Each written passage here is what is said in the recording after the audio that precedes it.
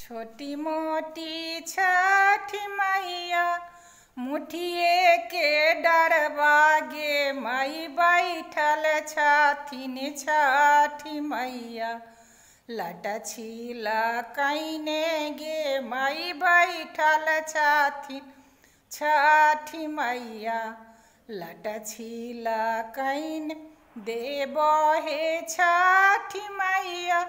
जोड़लियो सुपवा गे मई जोड़लियो नारियल गे मई बोझली नैया मैया। पारा उतार गे मई बोझली नैया मैया। पारा उतार गे केरे ले बैया मैया। केरे खेबैया गे मई कीना कारा जनमल भैया। पारा उतारन गे मई कीना कारा जनमल भैया।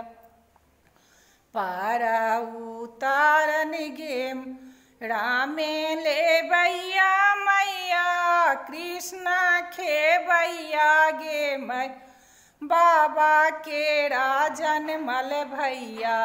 पारा उतारन गे मई बाबूजी के जनमल भैया। पारा उतारन गे छोटी मोटी छठी मैया। मुठिए का डरवा गे मई बैठल छथिन रानबे मैया। लटछिला कैने गे मई बैठल छथिन छठी मैया।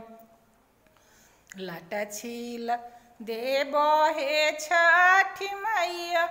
जोड़लियो पनमा गे मई जोड़लियो पाँच फलवा गे मई बोझली नैया मैया।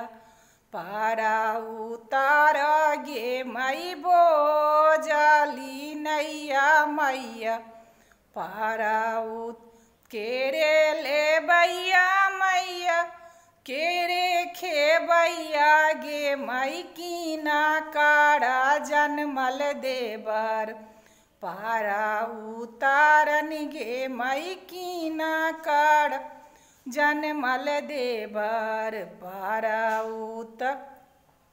रामे ले बैया मैया। कृष्ण खेबैया गे मई ससुर जी के जनमल भै देवर। पारा उतारन गे मई ससुर जी के जनमल देवर। पारा उतारन गे मई भैया जी के जनमल भतीजा। पारा उतारन गे मई